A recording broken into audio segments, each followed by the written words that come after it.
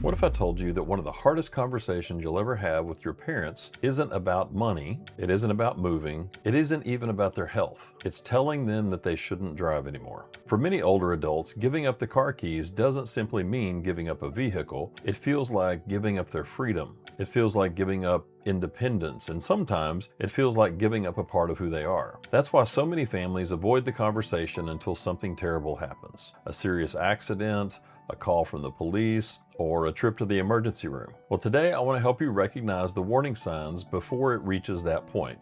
And more importantly, I want to show you how to approach this conversation in a way that protects both your parents' dignity and your relationship with them. I'm Eddie Trauber. I'm a licensed marriage and family therapist, and for more than 30 years, I've worked with individuals and families through some of life's most difficult transitions. And one thing I've learned is this: very few parents wake up one morning and say, "I think today's the day I should stop driving." And very few adult children wake up excited to have that conversation. Most families avoid it, not because they don't care, but because they love each other. Before we talk about warning signs, I think it's important to understand why this conversation is so emotionally difficult. Because once you understand what's happening emotionally, everything else begins to make more sense. Imagine this: you've been driving for 50, maybe 60 years. You've driven to work, you've taken your kids to school, gone on vacations, you picked up groceries, driven to church, visited friends, taking care of your family. Driving has simply been a part of everyday life. Now imagine someone you love says, "I don't think you should drive anymore." Can you see why that might be hurtful? Most older adults don't hear, "We're worried about your safety." Instead, many of them hear things like, "They think I'm incapable. They don't trust me. They think I'm becoming a burden. They're treating me like a child." And that doesn't mean they're right, but that's often what it feels like for them. And as a therapist, I've learned something important. When people feel like they're losing control, they often hold on even tighter. So if we approach this conversation like we're taking something away, we're almost guaranteed to get resistance. But if we approach it as, "How do we help you stay independent as long as possible?" the conversation changes. Here's one of the biggest mistakes families make. They wait until there's a crisis. They wait for the accident, the ticket, the phone call, the emergency room, but by then, everyone's emotions are running high. The better approach is to begin talking early, long before driving becomes dangerous. In fact, one of the best conversations you can have with your parents goes something like this: "Dad, I know that neither one of us want to think about this, but someday there may come a time when driving isn't as safe as it is today. If that day ever comes, how do you want us to handle it?" Do you notice the difference? You're not telling them to stop driving, you're inviting him into the decision. That preserves dignity, and dignity matters. So let's talk about the warning signs that should trigger you to be aware that you need to have a conversation like this. Warning sign number one: they're getting lost in places they've driven for years. This is more than taking a wrong turn once in a while, and we've all done that. I'm talking about getting confused on roads they've driven for decades, driving to the grocery store and suddenly not remembering which turn to take. They miss familiar exits. They call family because they don't know where they're at. And sometimes people laugh these moments off as, I was just distracted." Well, maybe, but if it's becoming more common, you need to pay attention. Memory changes don't just affect remembering names, they affect driving decisions made in a matter of seconds. Warning sign number two: if you're beginning to notice new dents and scratches in their car, walk around their vehicle. Do you notice any fresh scrapes, small dents, damage that they never mentioned? Sometimes older drivers honestly don't remember how that happened. Sometimes they'll say, "Somebody must have hit me," and occasionally that's true. But if the vehicle seems to be collecting new damage, that's information worth paying attention to. Don't think of it as evidence against your parent. Think of it as information helping you understand the bigger picture. Warning sign number three: other people are starting to notice. This one is easy to dismiss. Maybe a neighbor says, "I noticed your dad seemed a little confused leaving the grocery store." Or a friend quietly asks, "Is your mom still driving?" Or maybe your spouse says, "I don't really feel comfortable riding with him anymore." Here's what I've learned.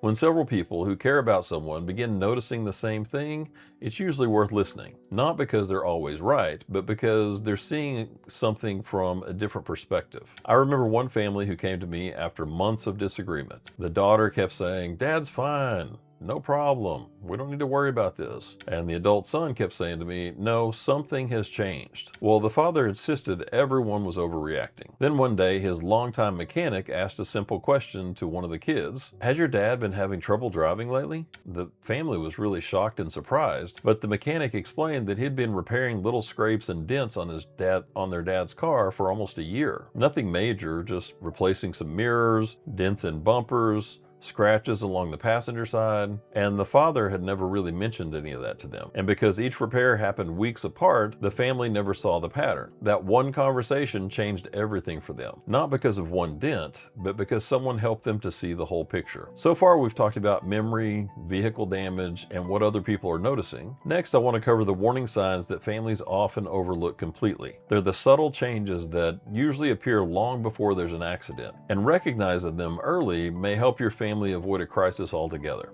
Warning sign number 4, their reaction time is slowed. Let's talk about something that's harder to notice: reaction time. Driving isn't just about seeing well, it's about making hundreds of tiny decisions every single minute. A child runs into the street in front of your car. Car in front of you suddenly puts on their brakes. Someone pulls out unexpectedly. Safe drivers have to recognize the danger, decide what to do, and respond all within seconds. As we age, our reaction time naturally slows. That doesn't mean someone should automatically stop driving at a certain age, but if you begin noticing hesitation, delayed braking, difficulty merging into traffic, or uncertainty at busy intersections, those are warning signs worth paying attention to. Recently, my own mother invited me to ride with her as she drove back home from town. And she said, I want to do this every once in a while. I want you to pay attention to how I'm doing. And if you feel like I'm being unsafe, I want you to tell me. And that way we'll know when I need to stop driving. Amazing conversation to have with your parent. My father, on the other hand, was very different.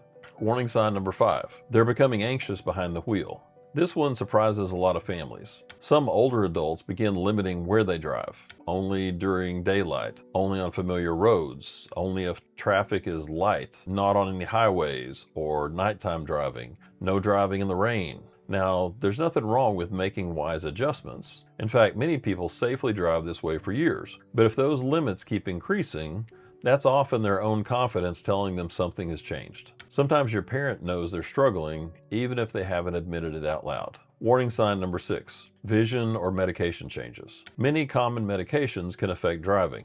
Pain medication, sleep medication, some anxiety medication, certain blood pressure medications, even medications that have worked well for years can begin affecting your balance, your alertness, or your reaction time as you get older. The same is true with vision. Things like cataracts, glaucoma, macular degeneration, or reduced night vision. These don't always mean someone has to stop driving immediately, but they do mean it's time to have a conversation with their physician and possibly their eye doctor. Sometimes a medication adjustment or new glasses can make a tremendous difference. And warning sign number 7, your gut keeps telling you something isn't right.